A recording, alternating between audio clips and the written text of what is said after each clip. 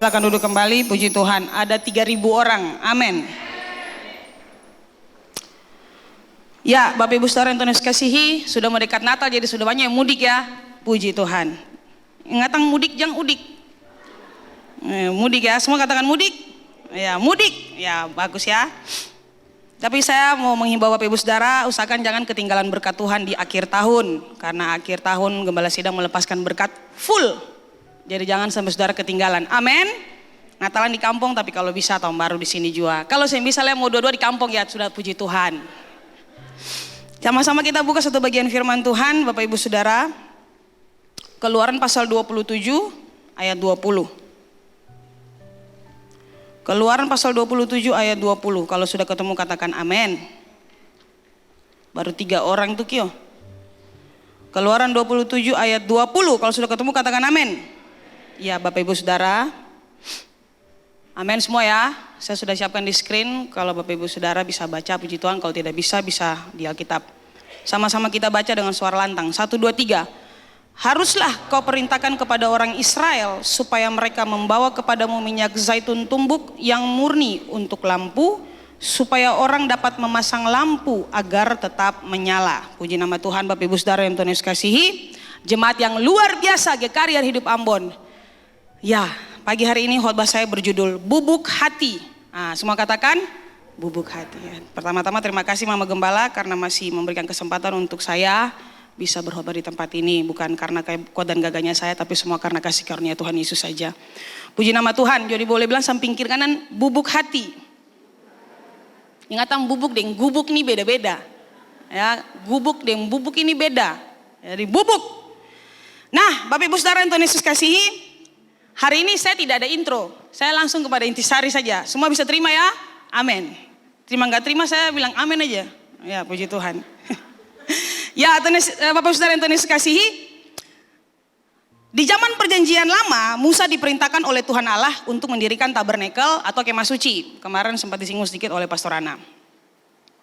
Nah, kemah suci adalah lambang kehadiran Allah bagi bangsa Israel. Dan di kemah itulah tempat di mana Tuhan Allah ingin bersekutu dengan umatnya. Jadi tidak ada gereja tabernakel seperti tenda Bapak Ibu pada saat itu. Dan salah satu hal yang harus dijaga agar keberlangsungan persekutuan itu tetap terjaga adalah lampu yang harus tetap menyala. Katakan lampu. Bapak Ibu Saudara perhatikan baik-baik karena saya sedang khotbah pengajaran dan pewahyuan. Jadi Anda jangan sampai ketinggalan. Harus fokus. Samping kiri kanan katakan fokus. Ya. Lampu harus tetap dijaga agar menyala Bapak Ibu Saudara. Karena lampu yang menyala itu melambangkan kehadiran Allah. Katakan kehadiran Allah. Jadi dia punya clue, kita sudah dapat lampu yang menyala itu melambangkan kehadiran Allah. Fokus ya. Ya. Bilang samping kiri kanan dulu supaya jangan lupa clue-nya ini. Lampu yang menyala melambangkan kehadiran Allah. 3. Oke. Nah, di dalam tabernakel ini ada 3 ruang utama. 1 pelataran, 2 ruang kudus, dan yang ketiga ruang maha kudus. Mungkin bisa ditampilkan. Iya, Bapak Ibu Saudara, saya sudah sering sampaikan ini. Tapi karena Tuhan yang suruh, saya harus taat gitu. Saya ngomong Tuhan, saya sudah sampaikan ini. Tuhan bilang ngomong lagi ke mereka. Oke, di dalam tabernakel ini ada 3 ruang utama. Pelataran, Anda bisa lihat. Maaf saya tidak ada pointer. Pelataran yang ada kambing domba nih Bapak Ibu. Nah, ini pelataran. Ruang kudus yang bagian di tengah itu, dan ruang maha kudus yang bagian yang paling belakang. Dan tempat di mana lampu diletakkan adalah di ruang kudus yang di tengah itu Bapak Ibu. Mungkin bisa, ya. Masing-masing ruang ada dia punya perabot. Masing-masing tabernakel itu, masing-masing ruang di dalam tabernakel itu ada dia punya perabot. Entah itu di pelataran, entah itu di ruang kudus, entah itu di ruang maha kudus, ada dia punya perabot. Dan seperti Pak Soana kemarin sampaikan itu benar. Musa diperintahkan oleh Tuhan Allah sampai hal detail, sampai tutup tenda tabernakel pun Tuhan Allah pilih terbuat dari kain tenun, kain lenan, kain kulit lumba-lumba dan lain sebagainya. Tuhan Allah tentukan, tidak sembarang. Tuhan tentukan semua hal sampai yang terkecil Tuhan Allah tentukan. Dan ada satu perabot yang akan saya bahas hari ini yang merupakan sebuah kebutuhan dan keharusan di dalam tempat kudus. Dan perabot itu namanya the golden lampstand atau kandil emas atau lampu pelita yang harus tetap menyala. Kenapa harus tetap menyala? Tadi dia punya clue, sebab lampu yang menyala melambangkan kehadiran Allah. Saudara, tujuan diletakkannya pelita di ruang kudus ini supaya memberikan penerangan kepada ruang itu sendiri dan kepada imam yang bertugas. Bapak Ibu Saudara, ini ngomong tentang kebutuhan. Siapa di sini yang kasih menyala lampu siang hari? Pada umumnya siang hari kita tidak membutuhkan lampu, itu pada umumnya. Betul Bapak Ibu? Satu, listrik mahal pastor, zaman dulu sih ada listrik. Ya, jadi imam ini sore dia kasih nyala lampu, pagi dia kasih mati lampu. Ini imam pun tugas, dia kasih bersih itu lampu-lampu, dia nyalakan lampu pada malam hari, nanti pagi dia matikan. Dia punya tugas itu imam. Ini bentuk pelita yang ada di ruang kudus. Ini bentuk pelitanya. Jadi dia punya branches, dia punya cabang seperti begitu. 7. Satu utama, cabang 3 tuh. Itu ditentukan Tuhan seperti begitu. Nah, sekarang pertanyaannya yang menarik adalah bagaimana caranya supaya pelita itu dapat menyala. Nah, Allah memberikan perintah kepada Musa untuk membuat kandil emas itu, membuat pelita itu lengkap dengan minyak untuk menyalakannya. Tidak ada pelita yang menyala tanpa minyak. Benar atau betul Bapak Ibu? Nah, sekarang begini. Hebatnya Tuhan adalah sampai hal kecil pun di dalam rumah Tuhan dia perhatikan. Minyak yang Tuhan suruh sebagai bahan bakar untuk sumbu itu, pelita haruslah minyak zaitun. Minyak zaitun tumbuk. Sekarang pertanyaannya, mengapa harus minyak dari pohon zaitun, Pastor? Itu menarik. Pastor, kenapa harus minyak untuk bakar pelita itu dari pohon zaitun? Minyak tanah ada, minyak kelapa, minyak rambuka, ya kan? Kenapa harus minyak zaitun, Pastor? Nah, saya mau bilang buat Anda, kalau pohon zaitun yang Tuhan pilih sebagai bahan bakar untuk pelita di rumah Tuhan, berarti pohon zaitun itu punya spesial, punya keistimewaan bagi Tuhan. Karena pohon zaitun diciptakan Tuhan dengan keistimewaan ini, makanya Tuhan pilih harus minyak dari pohon zaitun ini. Saudara dengar baik-baik, notice ya. Kita dipilih untuk dipakai karena kita istimewa di mata Tuhan. Tuhan tidak pernah pakai seseorang karena tidak ada hal istimewa dalam dirinya. Kita diciptakan, kita punya kekurangan, tapi selalu ada yang istimewa dalam diri kita. Tidak pernah kita diciptakan tidak istimewa. Anak-anak Anda bilang, minta maaf ya, anak bodoh segala macam. Bapak Ibu, dia ada keistimewaan dalam dirinya dia, Bapak Ibu.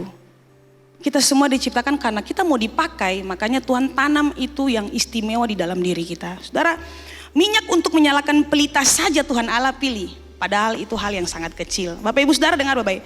Tuhan tahu bahwa sumbu pelita itu butuh banyak minyak supaya dapat menyala. Dan ya, Tuhan menyediakan solusi untuk dapat menyala pelita itu, yaitu minyak zaitun tumbuk. Tuhan tahu kebutuhan gereja ini dan ya, dia sudah menyediakan solusi. Tuhan tahu apa yang menjadi keperluanmu dan ya, dia sudah menyediakannya. Hal kecil saja sudah Tuhan siapkan bagi anak-anakmu, bagi masa depan anak-anakmu, bagi masa depan pendidikanmu, masa depan keluargamu. Tuhan sudah siapkan bagi engkau, Bapak Ibu. Orang pikir Tuhan ini minta ampun sampai minyak pelita dalam gereja saja Tuhan urus, Tuhan suruh. Nah, itulah hebatnya Tuhan. Dia memperhatikan sampai hal detail dalam hidup kita. Jadi Bapak Ibu, apa yang perlu kita khawatirkan? Katakan samping kiri kanan, saya perlu khawatir. Ya. Firman Allah berkata dalam 1 Korintus 2 ayat 9, dengar, apa yang tidak pernah dilihat oleh mata dan yang tidak pernah didengar oleh telinga dan yang tidak pernah timbul dalam hati manusia, semua yang disediakan Allah untuk mereka yang mengasihi Dia. Dan kita jemaat Air Hidup Ambon adalah jemaat yang mengasihi Tuhan. Tuhan sudah siapkan semua yang kita butuhkan. Amin. Puji Tuhan. Jadi dia punya quote-nya hari ini, saudara. Manusia cenderung mengabaikan hal yang tidak terlihat, tapi Allah justru melihat hal yang diabaikan. Orang lain mengabaikanmu, tapi Allah memperhatikanmu. Orang lain tidak memperhitungkan kamu, tapi Allah melihatmu. Orang lain mungkin melihat, kamu apa, kamu kecil, bahkan tidak terlihat. Minyak dalam sumbu, minyak dalam pelita tidak terlihat. Saudara, saya renungkan ini wahyu yang Tuhan kasih buat saya. Manusia cenderung mengabaikan hal yang tidak terlihat, tapi Allah justru melihat hal yang diabaikan oleh manusia. Saudara, orang lain mengabaikanmu gak apa-apa. Tuhan memperhatikan engkau, karena engkau istimewa. Sekarang kita melihat apa sih spesialnya pohon zaitun, apa sih keistimewaannya pohon zaitun sampai Tuhan harus minyak dari pohon ini. Mangkali minyak dari pohon bambu kah? Mangkali minyak dari pohon kersen kah? Minyak dari akar kersen kah? Minyak dari zaitun tuh. Dengar bebek, katakan samping ke kanan dulu, bilang ale spesial. Jadi kita ibarat pohon zaitun, amin. Oke, katakan saya pohon zaitun. Pohon zaitun padahal sumbu pendek. Oke, apa spesialnya pohon zaitun? Dengar baik, ini pohon yang Tuhan kasih buat saya Bapak Ibu Saudara, dengar baik. Pohon zaitun adalah jenis pohon yang dapat bertahan hidup ribuan tahun lamanya.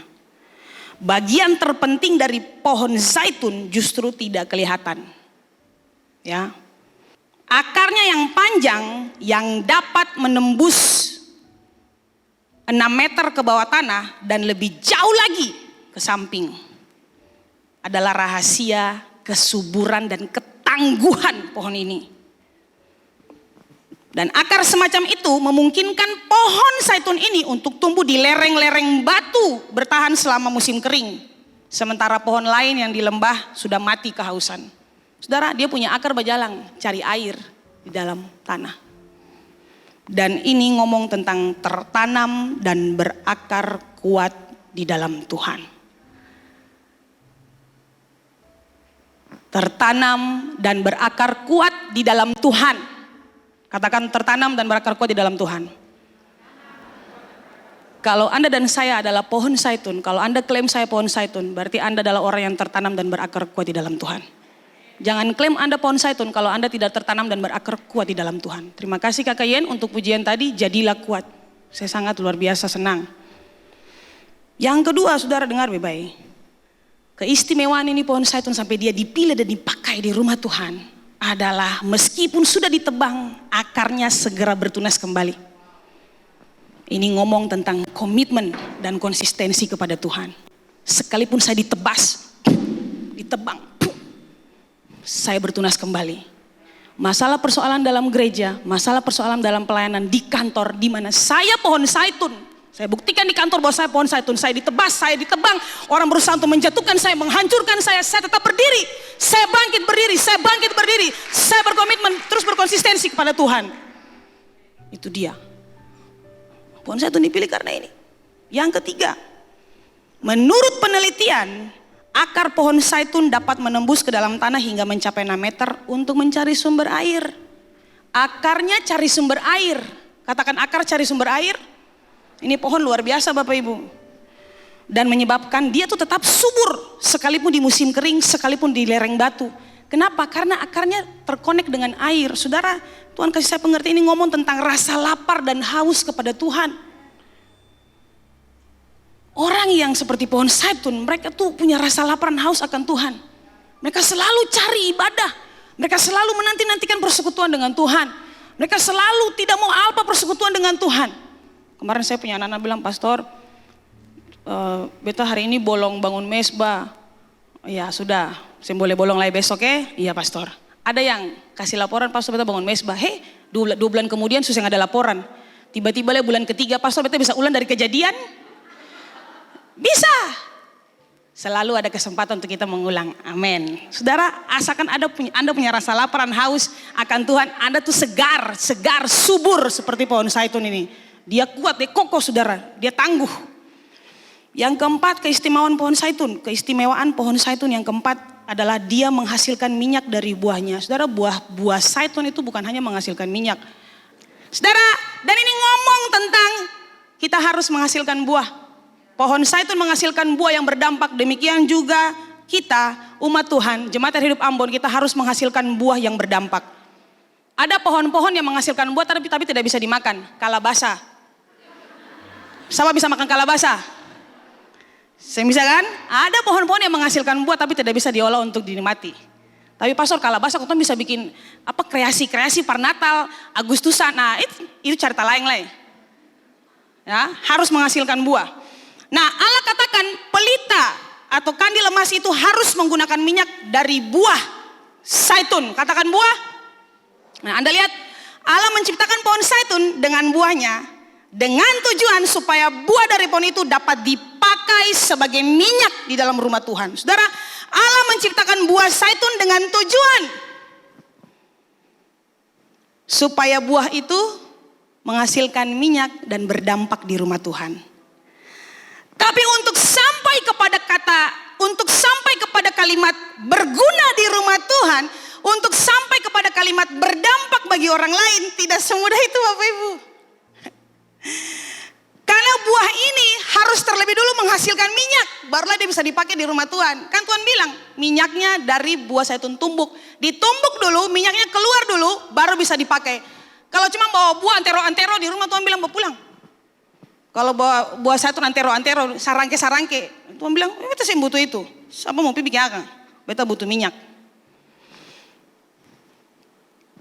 Anda lihat, tidak seperti apel, pisang, nangka yang buahnya bisa berguna bagi banyak orang, mengandung vitamin untuk kesehatan tubuh dan lain sebagainya. Langsung makan saja sehat. Enggak. Buah zaitun harus masuk dalam proses untuk menghasilkan minyak. Katakan proses.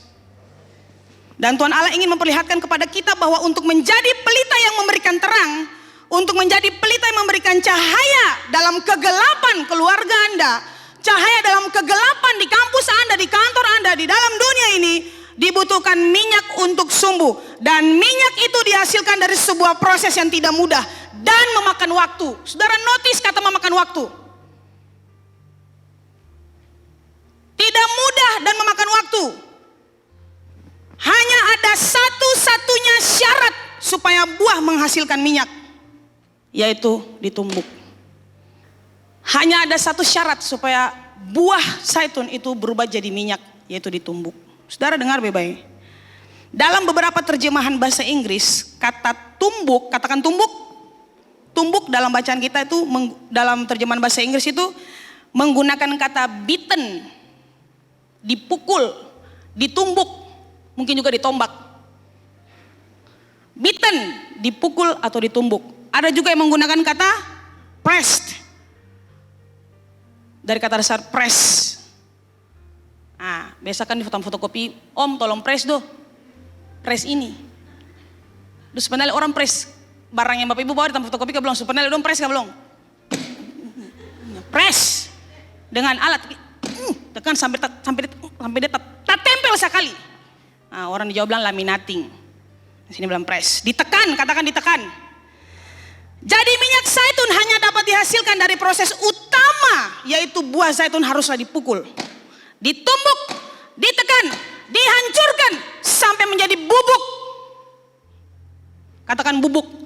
Sampai jadi debu, barulah dia bisa menghasilkan minyak. Pertanyaan saya sederhana. Dapatkah Bapak Ibu Saudara jemaat yang hidup Ambon membayangkan kalau buah zaitun bisa berbicara? Kira-kira apa yang akan dikatakan ketika dia diciptakan? Dia sudah tahu kalau dia diciptakan untuk berdampak bagi manusia, yaitu dia harus dihancurkan. Dia sudah tahu dia diciptakan untuk berdampak bagi manusia dan dia tidak bisa mengelak apa yang sudah pencipta lakukan bagi dia. Dia diciptakan untuk menjadi dampak. Tapi harus masuk dalam proses dipukul, dihancurkan, ditekan, ditumbuk sampai jadi bubuk. Saudara, kalau dia bisa bicara, ayo mama, Yesus Yesus Tuhan anak Daud kasihani itu. Tuhan Yesus ayo mama sampai juga. Kalau itu minyak zaitun, kalau buah zaitun jadi manusia, mama ampun beta juga Tuhan pusaki lawangi. Pung sakit juga. Saya diginiin sangat sakit. Saya diperlakukan seperti begini paling sakit. Sampai juga Tuhan, sing kuat lai. Tuhan bilang sing kuat lai. Pulang juga Tapi jangan dulu Tuhan, tepatannya masih kecil lah, bertahan. Jadilah engkau kuat. Amin. Iya. Jadi ini ngomong tentang kalau mau hidup kita berguna dan berdampak dipakai oleh Tuhan, saudara, kita harus masuk dalam proses dihancurkan sampai menjadi bubuk. There is no other way. That's the only way. Hanya ada satu jalan, tidak ada jalan lain. Kalau mau rumah tangga Anda berdampak bagi orang lain, hanya ada satu jalan. Engkau sebagai kepala keluarga, sebagai istri Anda harus masuk dalam proses dihancurkan. Pertanyaannya, apa yang dihancurkan, pastor? Hidup saya? Enggak. Yang dihancurkan adalah hati. Yang dihancurkan sampai menjadi bubuk adalah hati. Pertanyaan berikut adalah, mengapa harus hati yang dihancurkan, pastor? Mengapa tidak tulang saja? Pastor, mengapa sih mata saja yang dihancurkan oleh Tuhan? Pastor, mengapa sih rambut juga yang Tuhan hancurkan? Pastor, mengapa sih otak juga yang Tuhan hancurkan? Pastor, mengapa sih? Karena hati adalah pusat kehidupan manusia. Dan itu adalah pintu masuk iblis, setan, roh jahat. Mengapa harus hati kita yang dihancurkan, saudara? Dalam pewahyuan Tuhan menuntun saya untuk menulis ini, Bapak Ibu. 1. Mengapa harus hati yang dihancurkan? Dengar Bapak Ibu, Anda yang sekarang sedang mengalami rasa sakit di dada, banyak hal, tekanan, persoalan, dan lain sebagainya. Dengar baik-baik. Tuhan menghancurkan hati kita karena Tuhan ingin melihat di dalam hati kita apakah masih ada cinta untuknya. Makanya dia menghancurkan kita. Saudara, firman Allah berkata, aku adalah Allah pencemburu. Tidak boleh ada Allah lain selain aku. Dia tidak mau hal lain menempati hati kita selain dia yang prioritas, yang paling utama. Kadang Tuhan menghancurkan kita, membuat kita menangis, terluka, sakit di dada kita. Hanya supaya dia ingin melihat apakah masih ada cinta untuknya. Yeremia pasal 17 ayat 9a. 9. Yeremia pasal 17 ayat 9a, Bapak Ibu Saudara, dengar baik-baik. Aku Tuhan yang menyelidiki hati, yang menguji batin. Kata Tuhan, aku Tuhan yang menyelidiki hati, yang menguji batin. Saudara dengar baik-baik. Adakah harta dalam hati, uang dalam hati, barang berharga dalam hati yang saudara simpan, jadi mencintai barang itu melebihi Tuhan, mencintai orang-orang yang Anda sayangi melebihi Tuhan? Adakah? Bapak Ibu Saudara yang Tuhan kasih, Tuhan menguji cinta kita untuknya dengan cara menimbulkan rasa sakit akibat kehilangan apa yang ada di hati kita. Dia ingin melihat apakah dia ada di hati kita atau tidak. Bukan karena dosa dan pelanggaran, tapi dia ingin menguji kita. Apakah dia masih ada di hati kita? Ataukah kita mencintai orang yang kita sayangi, mencintai barang yang kita sayangi lebih dari dia? Hati Ayub dihancurkan sampai menjadi bubuk dengan cara kehilangan semua hal yang dia miliki. Harta kekayaan, anak-anaknya. Terakhir istri meninggalkan dia. Hei anak-anak muda yang laki-laki, berdoa sebelum kawin. Jangan model istri kayak Ayub pembini. Sujatuh tertimpa tangga, kaki digigit ular, amputasi lagi. Baru bini bilang, cuh biar ose. Jangan pikas tinggal. Bisa laki-laki yang anak-anak muda bisa? Itu sebabnya perlu konsultasi dengan saudara punya gembala komsel. Itu sangat penting. Puji Tuhan, terima kasih untuk dikoreksi. Itu berarti Anda sedang perhatian dan saya fokus. Oke? Jadi Ayub dihancurkan sampai menjadi bubuk, saudara. Siapa yang bisa rasa seperti Ayub? Kemarin itu terjadi kebakaran di pasar, saya bilang, Tuhan Yesus. Aduh Tuhan, mereka punya jualan, mereka punya tempat usaha. Aduh Tuhan, kerugian yang luar biasa. Saudara, saya waktu lihat, saya miris saudara. Seperti hangus itu daerah tuh. Saya tidak tahu itu berapa luasnya hangus. Tapi begitu rumah itu rata saudara, langsung Tuhan bicara buat saya. Break up to make up. Kadang Tuhan harus meruntuhkan, menghancurkan untuk membangun kembali. Untuk make up kembali. Untuk Tuhan bangun, Tuhan perbaiki, Tuhan permak kembali. Saya percaya lokasi yang kosong itu yang terbakar, pasti ada bangunan. Setelah ini pasti ada bangunan-bangunan luar biasa yang bagus, yang kuat, yang lebih lagi dari yang sudah roboh, yang sudah terbakar itu. Saudara lihat, tapi Tuhan mendapati jauh ke kedalaman hatinya Ayub. Tuhan lihat ada Tuhan di situ di hatinya Ayub. Makanya dia bilang, kau berbicara, Ayub bilang buat dia punya istri, engkau berbicara seperti perempuan gila. Karena Ayub punya istri bilang, Osip, ya dalam ini ya, makanya di dalam pembacaan itu kita katakan dalam hal ini Ayub tidak berbuat dosa. Ayub marah kepada dia punya istri, karena dia punya istri bilang, sepi mati pi, sepi tuh nggak kasih puntuan Allah, sepi mati pi. Tapi mana bisa aku meninggalkan Tuhan Allahku dalam hal seperti begini? Masa aku cuma mau terima yang baik saja tapi yang buruk tidak? Masakan aku hanya bisa menerima yang baik saja dari Tuhan tapi yang buruk tidak? Pergi, aku tetap mencintai Tuhan Allahku. Saudara, keadaan seperti begini, Tuhan melihat Ayub di dalam hatinya Ayub. Dia menguji hatinya, meskipun ada kehilangan, proses kehilangan, tapi Tuhan melihat Tuhan ada di hatinya Ayub, dan itu hebat. Tuhan menguji hati kita dengan cara seperti begitu, Bapak Ibu. Saudara lihat, yang pertama, kadang hanya karena Tuhan mau melihat seberapa besar cinta kita untuknya, kita harus masuk dalam situasi kehilangan. Dan setiap kehilangan saya tahu selalu menimbulkan air mata. Setiap kehilangan pasti menimbulkan air mata. Apalagi kehilangan orang yang kita sayangi, pasti menimbulkan air mata. Kehilangan pekerjaan, kehilangan kesempatan emas, kehilangan uang dalam jumlah yang besar, kehilangan deposit 3M, orang bisa gila, menangis sampai susah tahu air mata di mana. Kehilangan barang berharga.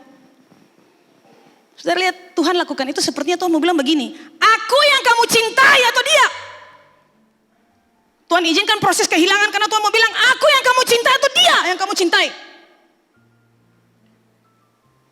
Aku yang kamu cintai atau barang itu yang kamu cintai?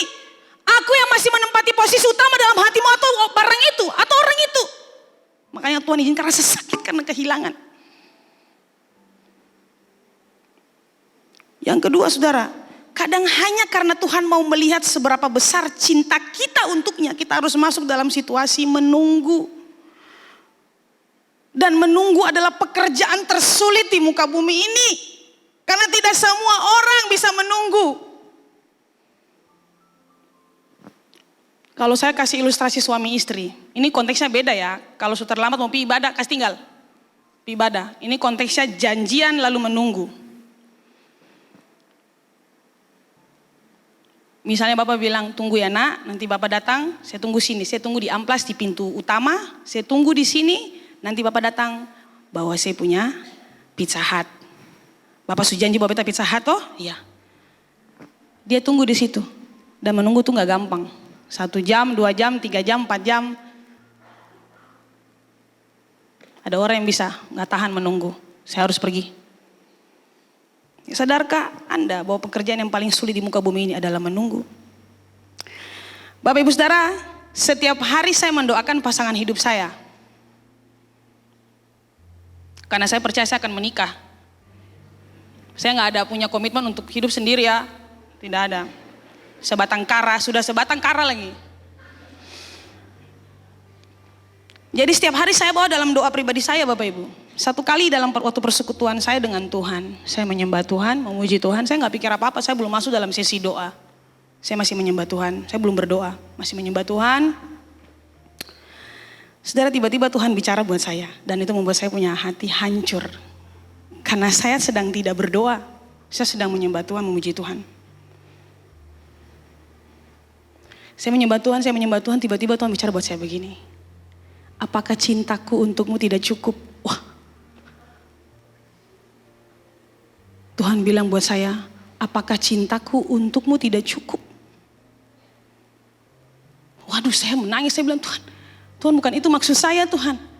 Tapi siapa saya mau berbantah dengan Tuhan? Saya speechless, saya gak bisa ngomong apa-apa, saya gak bisa berdebat. Tuhan bukan itu maksud saya. Tuhan saya juga butuh suami, saya gak bisa ngomong kayak gitu.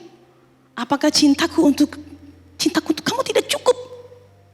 Sampai seolah-olah kita mendesak Tuhan supaya kita mau menikah.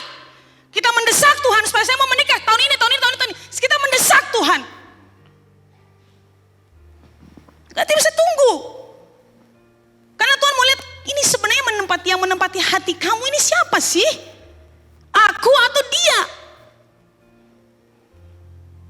Dan menunggu jawaban doa tidak mudah Bapak Ibu. Karena pasti ada persungutan di dalamnya. Tuhan mau apa sih sebenarnya Tuhan?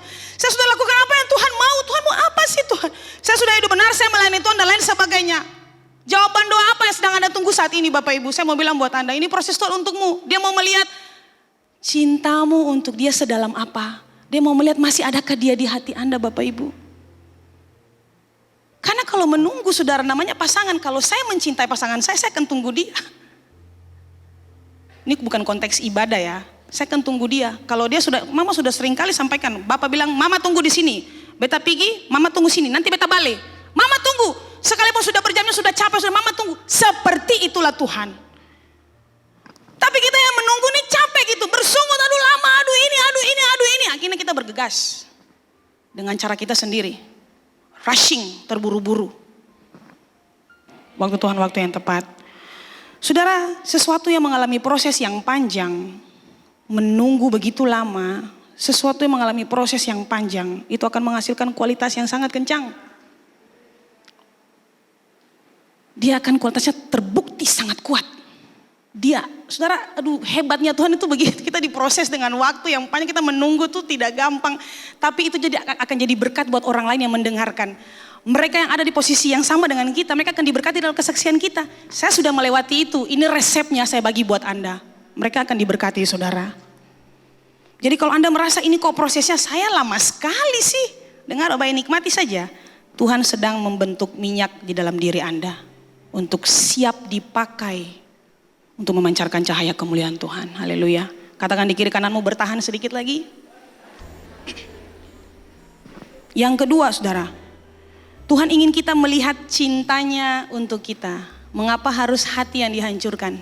Hati kita dihancurkan. Karena Tuhan mau kita melihat betapa dia sangat mencintai kita. Makanya dihancurkan hati kita.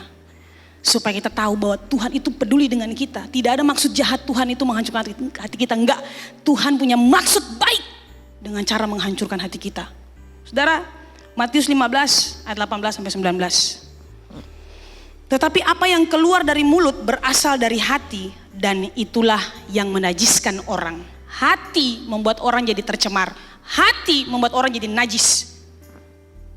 Karena dari hati timbul segala pikiran jahat, pembunuhan, perzinahan, percabulan, pencurian, sumpah palsu atau kebohongan, dan hujat. Yeremia 17 ayat 9 versi mudah dibaca. Tidak ada yang dapat menyembunyikan kejahatannya. Demikian juga tidak ada yang dapat menyembunyikan hatinya. Hati dapat sangat disakiti dan tidak ada yang sungguh mengetahuinya. Kalau kita tersakiti, luar biasa. Saudara dengar baik. Manusia menjadi tercemar akibat dosa yang ditimbulkan dari dalam hatinya. Dan kondisi manusia seperti ini tidak akan mungkin dipakai oleh Tuhan untuk menjadi pelita yang menerangi kehidupan orang lain. Saudara dengar baik. Hati yang tercemar harus dihancurkan. Hati yang tercemar karena dosa dan pelanggaran, karena kenajisan harus dihancurkan. Barulah kita bisa menghasilkan minyak yang murni, katakan murni.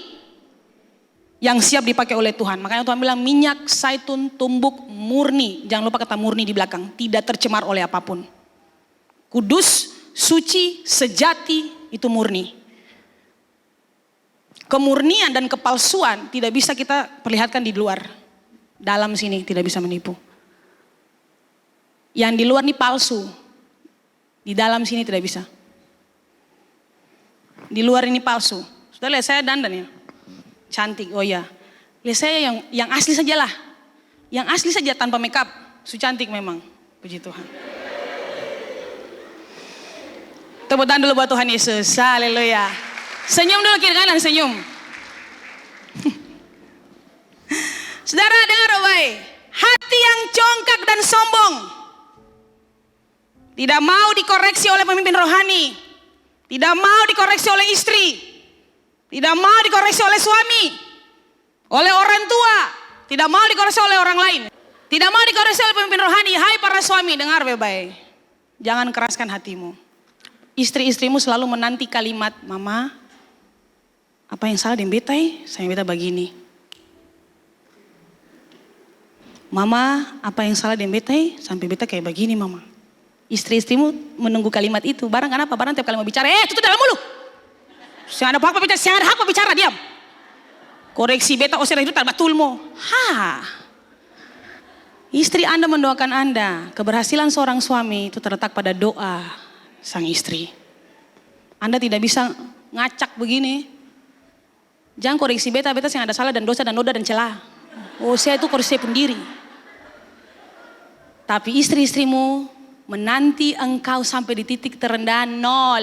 Baru bilang, mama beta nih kenapa saya minta beginilah. Beta tunggu kalimat ini dari 30 tahun lalu. Ini akan sudah nih.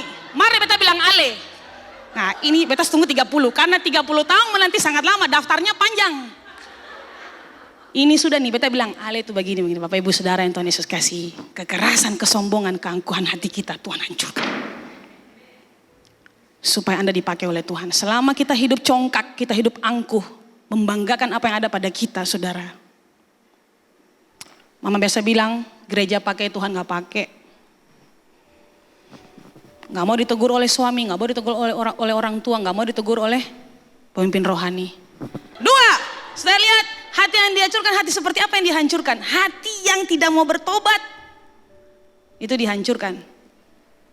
Sampai jadi bubuk. Saudara, Tuhan akan menghancurkan Anda sampai Anda hancur betul-betul. Baru Anda bilang, Tuhan saya menyerah, saya bertobat. Ada orang yang sudah lama di gereja tapi tidak bertobat. Orang-orang baru datang di gereja, mereka buka hati untuk menerima pertobatan dan pemulihan Tuhan. Mereka justru hidupnya lebih berdampak dari orang-orang yang lama di gereja. Saya mau bilang orang-orang yang lama di gereja, ayo jangan kita ketinggalan. Kalau orang-orang baru mereka dipakai Tuhan, ada juga harus dipakai oleh Tuhan. Sederhana, berilah dirimu, hatimu untuk dihancurkan. Semua kesombongan itu dihancurkan. Hati yang penuh dengan kebohongan, di dalam hati menyimpan sebuah kebohongan, itu tidak akan dipakai oleh Tuhan. Karena kebenaran itu harus dikasih tahu. Kalau enggak, Tuhan menghancurkan kita sampai benar-benar kita tidak jadi apa-apa Bapak Ibu. Hati yang penuh dengan pemberontakan. Pemberontakan terhadap pemimpin, terhadap orang tua. Pemberontakan di belakang-belakang, pemberontakan di depan secara frontal. Allah tidak berkenan dengan kehidupan seperti begini Bapak Ibu. Allah mau pakai kita. Kita harus buktikan bahwa kita ini pohon zaitun, kita ini buah zaitun yang bisa berguna di rumah Tuhan sebagai minyak dipakai. Hati yang menyimpan kesalahan orang lain, dendam, benci, tidak mau mengampuni, tidak mau berdamai. Hati yang seperti begini Tuhan hancurkan. Semakin Anda mengeraskan hati untuk berdamai dengan orang, semakin Tuhan akan bawa orang-orang yang paling menjengkelkan dalam hidup Anda. Semakin Anda benci banyak orang. Dulu benci satu orang, sekarang ribuan. Oh umat Tuhan di dalam kota ini saya benci mereka. Hati yang mendua, mentiga, mengempat, menglima. Hati yang mendua itu tidak bisa dipakai oleh Tuhan. Tuhan Allah hancurkan itu hati yang mendua. Perselingkuhan. Tuhan Allah tidak senang, Tuhan tidak akan pakai Anda. Anda puas dengan Anda punya gaji, Anda punya segala, tapi saya berani jamin Anda, namanya orang mendua hati, firman Allah katakan orang yang mendua hati tidak tenang hidupnya. Anda tidak akan hidup dengan ketenangan. Sampai Anda menyelesaikan ini. Tuhan harus hancurkan ini dosa yang ada simpan di hati Anda. Hati yang menghujat orang lain. Hati yang pelit, kikir, limar torat. Ayo. Tidak suka memberi kepada Tuhan. Gereja. Sesama, gereja ini tuh uang terus. Anda yang kikir.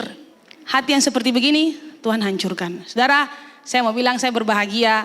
Karena saya punya Komsel Kairos ini luar biasa Bapak Ibu. Saya minta tepuk tangan dulu buat mereka Bapak Ibu. Mereka orang-orang yang luar biasa. Saya masih muda, saya belum berumah tangga. Tapi puji Tuhan saya dipercayakan untuk bisa membina orang-orang yang sudah berumah tangga. Dan puji Tuhan Yesus, kemuliaan buat Tuhan. Meskipun mereka tidak banyak. Tapi mereka adalah orang-orang yang taat. Mereka sangat menghormati saya sebagai hamba Tuhan. Sangat menghargai saya sebagai hamba Tuhan. Dan mengikuti apa yang saya arahkan. Mulai hubungan pribadi dengan Tuhan. Suka memberi itu menjadi bagian hidup mereka. Makanya sekali lihat mereka segar bugarnya luar biasa. Sehatnya luar biasa.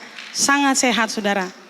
Bukan berarti Anda juga yang lain tidak sehat. Anda sehat semua. Amin dalam nama Tuhan Yesus. Yang ada yang amin berarti saya sehat. Saudara notice ya. Hati yang hancur belum tentu membuat hidup hancur. Tapi hidup yang hancur sudah tentu karena hatinya hancur. Saudara ini Tuhan kasih saya pewahyuan. Ada banyak orang terluka menangis karena hatinya hancur. Tapi hatinya mereka hancur, penglihatan mereka tidak hancur. Hatinya mereka hancur, tapi penglihatan mereka masih tetap memandang kepada Tuhan. Sekalipun ada kehilangan. Sekalipun saya di dalam proses Tuhan yang luar biasa sakitnya. Tapi mata saya tidak hancur, penglihatan saya masih tetap melihat, memandang kepada Tuhan. Membuat hidup saya akhirnya terarah. Saya pernah bilang di youth, teguran itu baik. Tapi orang yang merespon teguran, nah ini dia. Persoalannya di orang yang merespon teguran. Kalau kita menanggapi teguran dengan baik, hidup kita jadi better. Kalau kita menanggapi teguran dengan tidak baik, hidup kita jadi bitter. Better itu lebih baik, bitter itu pahit. Kalau kita menerima teguran dengan responnya dengan positif, hidup kita jadi better, jadi lebih baik. Tapi kalau kita menerima teguran, meresponnya dengan negatif, hidup kita jadi bitter, pahit. Orang kalau sudah hati bermasalah, dia punya hidup bermasalah. Karena dia sudah tidak terarah. Ada banyak orang terluka tapi memilih untuk saya bertahan Tuhan. Tapi lihat orang-orang yang hancur hidupnya, itu karena hati mereka sudah rusak. Syarat dengan pelanggaran, kejahatan, kecewa, dendam, luka pahit, makanya hidup mereka rusak. Anak-anak muda, suami istri, hati syarat dengan kejahatan, menyimpan kebohongan terhadap suami istri, hidup hancur. Anda boleh cek saudara, benar atau tidak apa yang Tuhan sampaikan buat saya ini. Hati yang hancur belum tentu membuat hidup hancur. Tapi kalau orang punya hidup hancur, sudah pasti karena dia punya hati bermasalah. Ada banyak anak muda merusak dirinya hanya karena terluka dengan orang tua. Pahit dengan orang tua punya perkataan dan lain sebagainya. Bapak Ibu Saudara, seperti yang sering Mama Gembala sampaikan dari mimbar ini, Tuhan sayang kita. Itu Mama punya 3 kata ini yang selalu Mama kumandangkan. Bapak Ibu, Tuhan sayang kita. Tuhan mengasihi jemaat GKR Hidup Ambon. Makanya Tuhan ingin memurnikan kita. Supaya kita dipakai sebagai alat bagi kemuliaannya. Saudara, Tuhan Allah ingin Anda dan saya menjadi pelita yang menerangi kehidupan yang gelap di sekitar kita. Dengan kehidupan yang bercahaya, yang melambangkan kehadiran Allah. Dengar jemaat GKR Hidup Ambon. Yang Tuhan mau hatimu. Dia mencintai kita secara totalitas. Dia minta cinta yang sama dari kita juga totalitas. Cinta adalah pengorbanan. Love is sacrifice. Kita sudah sering dengar ini. We can give without love, but we cannot love without give. Artinya jangan meludah di sembarangan tempat. Kita bisa memberi tanpa mengasihi orang itu. Tapi kita tidak bisa bilang kita mengasihi dia tanpa kita memberi untuk dia. Yesus lahir ke dalam dunia sebagai wujud cinta, katakan cinta. Cinta Allah kepada Anda dan saya. Yesus adalah Allah tapi juga 100% manusia. Saudara, Yesus lapar, Yesus haus, Yesus marah. Holy anger ya, marah kudus. Yesus menangis, Yesus juga mengalami hancur hati. Makanya dia di Taman Getsemani kan dia menangis, dia berlutut. Dia bersujud. Bapa, kalau boleh biarlah cawan ini lalu daripadaku. Dengan ketakutan gemetar sampai peluhnya mengeluarkan darah. Hancur hatinya karena dia harus menghadapi penganiayaan yang tidak mudah. Mati, kematian. Yesus menangis saudara. Hancur hatinya ketika di Taman Getsemani. Hancur hatinya ketika dia di kayu salib. Dia tahu persis dia hadir dalam dunia ini untuk satu visi, mati. Kalau Anda diciptakan Tuhan tujuannya untuk mati, ngapain? Pasti Anda, Tuhan ngapain kalau kita datang ke dalam dunia cuma untuk mati, ngapain Tuhan? Tapi Yesus tahu. Untuk apa dia diciptakan? Untuk menjadi dampak terang bagi kita semua. Tanpa ada kematian Tuhan Yesus, tanpa ada kelahiran Yesus, kita binasa. Tanpa ada salib, kita binasa. Di kayu salib saudara, hatinya hancur. Di kayu salib, tangannya terpasung. Dia melihat orang-orang yang dia sembuhkan. Orang-orang yang dia tolong. Orang-orang yang dia sembuhkan. Orang-orang yang dia tolong. Dia melihat mereka semua. Ada pengkhianatan. Semua hal. Orang-orang ini tidak bisa menolong dia. Dia harus menjalani prosesnya sendiri. Di kayu salib dia tergantung dan dia katakan, Bapa ampunilah mereka karena mereka tidak tahu apa yang mereka lakukan. Bapa ampuni mereka karena mereka tidak tahu apa yang mereka lakukan. Bapa ampuni mereka. Di kayu salib Yesus menangis.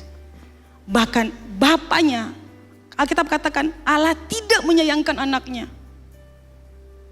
Bapa memalingkan wajahnya karena salib itu lambang kutuk. Allah Bapa di surga memalingkan wajahnya tidak mau memandang Yesus. Makanya Yesus berteriak, dia mengadakan mukanya ke langit. Eloi, Eloi.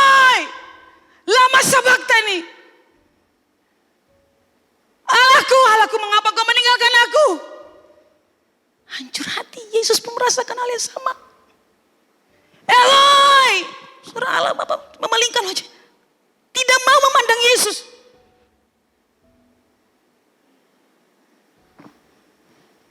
Menangis ya. Semua kita merasakan hancur hati. Yesus juga merasakan hancur hati. Jadi part mana yang Anda bilang Anda tidak bisa mengampuni?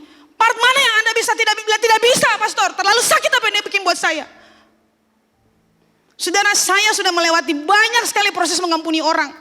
Dari saya tidak bisa menerima sampai saya harus bisa menerima. Saya tidak pernah menyerah, saudara, dengan anak-anak saya. Sekalipun saya tahu mereka pernah menyakiti saya tidak pernah menyerah dengan mereka. Saya tidak pernah menyerah. Saya tahu kamu pernah melukai saya, tapi saya tidak pernah menyerah dengan kamu. Saya peluk mereka dengan kasih. Saya terus mengejar mereka, saudara. Sampai saya bilang orang melukai saya model apapun, saya sudah cukup makan garam dengan. Saudara tidak mempan lagi menyakiti saya. Tidak, saudara, saya tidak akan pernah mudah tersakiti.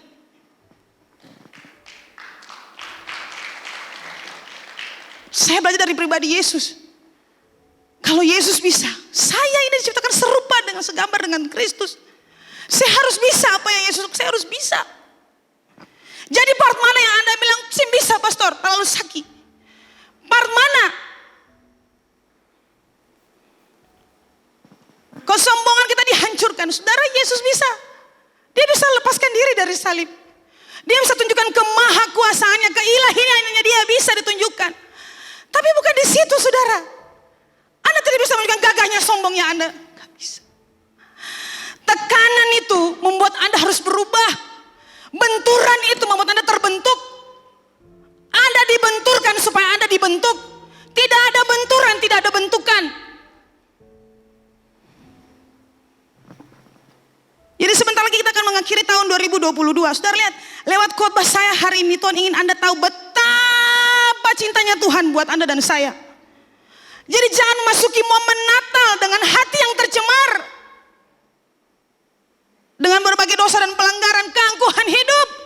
Merasa diri benar. Jangan cemarkan hatimu. Karena kalau hatimu tercemar, hidupmu tercemar, Bapak Ibu.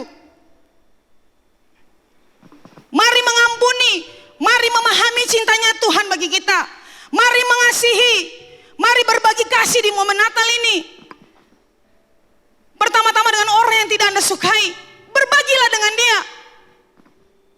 Saling memberi di momen Natal ini. Almarhum Bapak Gembala selalu mengingatkan kita. Momen Natal ini pakailah untuk berbagi kasih. Karena Allah itu lambang kasih. Makanya dia kirimkan Yesus akhir ke dunia ini. Karena dia mengasihi kita. Kita harus lakukan apa yang Allah lakukan. Berbagi kasih dengan sesama kita. Kemarin Mama Gembala kayak center class datang jalan bagi-bagi. Saudara, karena saya diajarkan oleh almarhum Bapak Gembala, orang hebat, patron panutan yang luar biasa. Sejak saya dapat pengajaran itu, setiap bulan Desember saya pakai untuk berbagi kasih, tapi secara diam-diam. Saya memberkati orang, saya tidak bilang orang. Amplop, saya bikin tak. Mama saya jadi saksi tuh. Bukan hanya bulan Desember, setiap kali saya ada berkat Roh Kudus suruh saya kasih. Tapi bulan Desember saya taruh di amplop. Ini punya ini punya ini punya ini punya ini punya ini.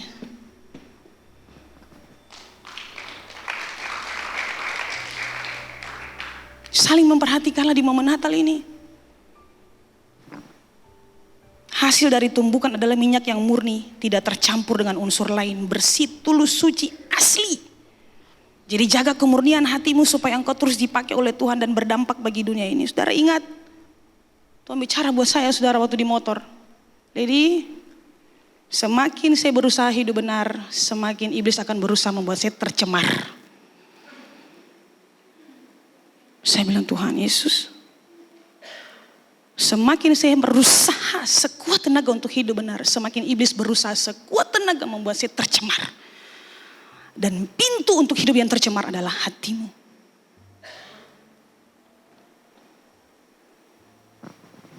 Dan di dalam perjanjian baru saya sudah mau selesai. Roh Kudus dilambangkan sebagai pelita. Roh Kudus dilambangkan sebagai pelita. Yang memberikan pencerahan, illumination, penerangan bagi kita. Di dalam perjanjian baru, Roh Kuduslah yang memberikan kita cahaya. Jadi kalau orang bilang dia hidup di dalam roh, dia hidupnya berdampak bagi orang lain. Ketika pelita kita menyala, berarti hidup kita dipenuhi dengan Roh Kudus. Saudara, pengajaran dari Pastor Yesaya Hinubau pada saat KKR bersama Sinode GKRI dari mimbar ini, dan setiap minggu Mama Gembala sampaikan hal yang sama. Kami di Youth juga menyampaikan hal yang sama. Bahkan sampai di perayaan Natal di hari Jumat kemarin, beliau masih berbicara tentang orang-orang pilihan Tuhan. Terima kasih Mama Gembala, karena saya tahu kita semua adalah orang-orang yang Tuhan Allah pilih untuk Tuhan pakai. Amin Bapak Ibu. Tuhan pilih Anda dan saya untuk dipakai olehnya sebagai alat yang berguna bagi kerajaan surga. Supaya nama Bapa di surga dipermuliakan. Tapi ingat baik-baik. Semua katakan ingat. Saya sudah selesai Bapak Ibu. Ingat baik-baik. Tiap-tiap kita wajib masuk dalam proses masing-masing. Kita diciptakan untuk menjadi minyak zaitun. Tapi harus masuk dalam proses. Seperti buah zaitun tidak bisa menghindar dari proses dia ditumbuk. Demikianlah kita tidak bisa menghindar dari proses kita dihancurkan. Sampai hati kita jadi bubuk. Barulah kita bisa menghasilkan minyak. Dan ingat Bapak Ibu. Kita tidak bisa masuk dalam prosesnya orang lain. Kita tidak bisa masuk dalam proses orang lain. Saya punya proses beda, Pastor Ana punya proses berbeda. Saya tidak bisa tolong Pastor Ana dalam prosesnya. Makanya saudara lihat, mungkin saudara punya orang terkasih dipanggil Tuhan pulang. Kan kadang-kadang orang yang tidak berpengharapan di dalam Tuhan menangis. Ayo Tuhan Yesus, emang apa sih yang bebeta juga Tuhan? Saudara kira gampang kah? Ayo Tuhan Yesus sih, Tuhan yang bebeta juga sampai dia lah Tuhan. Saudara kira gampang? Itu dia punya proses, tidak mau bertobat pulang. Sudah selesai dengan tugas seperti almarhum dan juga apostel, pulang. Sudah selesai tugas. Tidak selesaikan tugas, hidup dosa terus, berangkat. Jadi Anda masuk kategori mana nih? Ayo Tuhan Yesus, Tuhan ngomong sembeta saja Tuhan. Tuhan. Mulai sekarang bertobatlah dengan kalimat ini. Orang mati, sahabat mati, mama, sahabat, Tuhan panggil pulang. Ada saat dimana kita pergi saudara. Jadi jangan seperti orang yang tidak berpengharapan begitu. Saya punya proses beda. Mama Dina proses beda, Mama Gembala, Mami Ade proses berbeda. Jadi untuk menutup ini saya punya kesaksian singkat, saya sudah selesai Bapak Ibu. Saya 3 bersaudara. Saya punya adik namanya Dianta. Dan saya punya adik bungsu sana yang baju kemeja putih itu. Laki-laki areng-areng sabiji. Saya bertumbuh dalam keluarga yang tidak kurang kasih sayang. Saya punya papa menyayangi kami dengan luar biasa. Saudara, saya punya papa menyayangi saya dengan sangat luar biasa. Menyayangi kami bertiga. Tapi papa saya mendidik kami dalam kedisiplinan yang luar biasa Bapak Ibu. Jadi waktu saya menyembah Tuhan, Tuhan kasih lihat ini. Waduh saya menangis, saya gak kuat. Tuhan, Lady kamu ingat peristiwa ini. Aduh Tuhan Yesus, kamu harus sampaikan ini buat mereka. Aduh saya gak kuat Tuhan. Jadi papa saya karena orangnya smart, pintar. Kami tidak boleh ada nilai merah pada bidang matematika. Dan saya kelas 2, kelas 3 SD saya harus belajar pembagian. Akar-akar yang sebenarnya belum bisa untuk anak kelas 3 SD. Setiap hari saya duduk dengan buka buku latihan soal pembagian sampai juta-juta Bapak Kitupan. Dengan dia punya bagan itu. Saya kelas 3 SD. Mama Gembala dengan bagan itu. 30 juta bagi 23 misalnya gitu. Angka bilangannya kecil yang dibagi. Bayangkan itu panjang loh. Saya duduk saudara setiap papa saya pulang kerja saya duduk. Tuhan kasih ingat semua. Saya duduk, saya sudah tunggu papa saya sudah mandi, saya tunggu papa saya pulang kerja dan saya latihan soal. Persoalannya adik saya yang 2 ini, kan kita diciptakan berbeda saudara. Saya punya adik yang nomor 2. Dianta itu tidak bisa, dia lemah dalam matematika. Jadi karena papa saya duduk dengan rim, aduh Tuhan Yesus. Kami dipukul saudara. adik saya 2 kali 1 bisa 1 jam diantar. Papa saya hajar. 2 kali 1 hajar. Saya lihat dia. Saya bilang, Tuhan, saya sakit saudara. Waktu saya, Tuhan tunjukkan pemandangan saya, Tuhan Yesus, saya paling sakit. Hati saya hancur karena saya lihat adik saya tidak bisa tolong dia. Karena dia prosesnya beda. Saya bilang, Tuhan paling sakit Tuhan. Tuhan kasih nggak beta, Tuhan paling sakit Tuhan. Adik saya dipukul, Pak 2 kali 1 berapa? Adik saya ketakutan dan dia bertumbuh dalam ketakutan, bikin dia gagap saudara. Jadi karena ketakutan yang luar biasa, akhirnya dia harus sekolah ditantui bersama dengan tante saya. Ibu guru pukul penggaris di meja perang. Minta maaf Bapak Ibu, dia pup di celana. Karena dia trauma dengan papa saya. Papa saya sayang kami. Cuman bagian pendidikan ini beliau mempush kami untuk matematika tidak boleh merah. Dia pup di celana saudara. Saya bilang, Tuhan bagaimana cara saya tolong dia? Saudara lihat, Anda tidak bisa tolong orang lain. Suami Anda tidak bisa Anda tolong, dia punya proses beda. Anda proses beda, hai para istri. Anak-anakmu punya proses yang beda. Saya bilang, dia bertumbuh jadi orang gagap. Dianta itu gagap. Dia kalau dia bicara, tadi tuh, karena itu trauma dia. Dia bertumbuh dewasa. Sampai dia SMP kelas 1, kami ke Batu. Saya dengan Dianta dengan Peter ke Batu. Ini di Ambon Bapak Ibu, beda dengan di Jawa. Setiap dia naik kelas Bapak Ibu, setiap ujian naik kelas, kami ambil waktu puasa keluarga besar. Karena takut dia gak naik kelas. SMP kelas 1 mau ke kelas 2, kelas 3. Kami puasa. Saya, oma, tante semua, tante Hani semua kami puasa.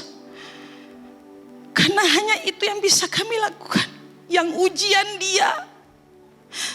Yang lewati ujian dia. Kami tidak bisa masuk dalam ruang ujian dan mengambil dia punya bagian dan punya proses. Sampai suatu ketika kelas 3 SMP, hari itu dia tidak itu kayaknya pertama kali diberlakukan ujian nilai sekian lulus, kalau tidak mencapai target ini tidak lulus. Nah itu kami puasa Tuhan Yesus, diantar lulus dalam nama Yesus. Dan puji Tuhan Bapak Ibu, dia lulus dari SMP untuk dia ke SMA. Waktu dia SMA Bapak Ibu, dia masuk jurusan bahasa. Kelas 3 SMA kami berpuasa Tuhan Yesus dalam nama Yesus, diantar lulus. Saudara tahu, kami tidak pernah menyangka bahwa pada waktu SMA kelas 3 itu dia lulus dengan nilai bahasa Jerman tertinggi di sekolahnya. Dia punya nilai bahasa Jerman tertinggi di sekolahnya Mama Gembala. Bahasa Indonesianya bagus, semuanya bagus. Dan Oma bilang, Dian harus jadi perawat. Jam 4 pagi dia sudah bangun. Dia bisa saat teduh baru dia kasih bangun saya. Bangun, sirang air, pakai ini semua. Saya dibangunkan dengan cara begitu, kejam. Saya bangun, jam 5:30 pagi dia sudah duduk main gitar, semua saat teduh. Mau persekutuan pagi dengan keluarga. Sangat disiplin. Oma bilang, Dian jadi perawat ya. Dia bilang, enggak Oma, Dian mau jadi hamba Tuhan. Sekarang dia sudah menikah, punya anak 1. Dan dia dengan suaminya melayani di Ketapang sana saudara. Dian sembuh enggak dari dia punya trauma dan dia punya gagap? Yes. Yang bikin saya luar biasa dan kagum dengan kehebatan Tuhan adalah pada saat dia pelayanan pribadi terima Yesus saat itu. Besoknya Dianta sudah tidak gagap lagi sampai sekarang saudara. Dia tidak gagap lagi saudara sampai dengan hari ini. Saya mau bilang buat Anda itu tidak. Tuhan perhatikan saya. Saya bilang Tuhan paling sakit. Beta saya bisa tolong beta adik. Tapi Tuhan bilang ada beta. Beta yang tolong dia. Itu dia punya proses. Beta ada dengan dia dalam dia punya perjalanan. Sing dia beta lady. Beta ada. Saudara di imigrasi Anda antri. Imigrasi kalau Anda pernah ke luar negeri. Kalau Anda punya visa atau paspor bermasalah, yang diseret Anda, bukan Anda punya keluarga mama papa bawa. Yang dibawa Anda, entah itu Anda bisa bahasa Inggris, tidak bisa bahasa Inggris, berangkat. dengan petugas imigrasi, mempertanggungjawabkan ini ada apa, kamu dari mana, kamu. Saudara, Tuhan kasih saya ilustrasi itu, saudara. Tuhan, kamu lihat kamu di imigrasi, kamu pernah kan waktu di Malaysia, pernah Mama Gembala kata Bapak menyeberang, saya ditahan tuh, saya, Kakak Leni sama siapa tuh, enggak, bukan Kakak Leni, saya dengan beberapa orang ditahan di imigrasi. Waktu saya sekolah di Singapura, saya nggak suka dandan, saudara, jadi mungkin mereka pikir saya TKW atau TKI. Saya sendiri mempertanggungjawabkan, Bapak di luar. Lah ini yang saya bisa bahasa Inggris, Bapak saya bisa bahasa Inggris, saya jalan mempertanggungjawabkan. Saudara, demikian juga kita. Masing-masing kita punya proses beda-beda Bapak Ibu. Tapi saya percaya sama seperti Bapak Gembala almarhum bilang, di ujung jalan sana, di ujung jalan sana ada kebahagiaan, di ujung jalan sana ada kemurnian, ada pemulihan, di ujung jalan sana. Jalan aja terus. Saudara, waktu saya sampaikan khotbah ini, Tuhan ngomong buat saya lagi ketik, Tuhan ngomong buat Lady, dengar baik-baik. No pressure, no pleasure. Saya bilang, oh Tuhan Yesus hebat. No pressure from God, no pleasure for God. Saya bilang, Tuhan paling hebat. Dia punya arti ada tuh. Saya sudah kasih artinya. Kalau Anda tidak suka dengan tekanan yang Tuhan kasih, saya pastikan Anda tidak dapat hidup menyenangkan hati Tuhan. Anda mau hidup menyenangkan hati Tuhan, Anda harus bisa masuk dalam proses ditekan. Tuhan menghancurkan, menekan, menumbuk hatinya Anda, tujuan cuma dua. Dia ingin menguji cintanya Anda buat dia, dan yang kedua dia ingin Anda melihat betapa dia mencintai Anda. Dia menghancurkan hati Anda yang penuh dengan dosa rupa-rupa pelanggaran supaya Anda dipulihkan. Dan semua yang percaya katakan,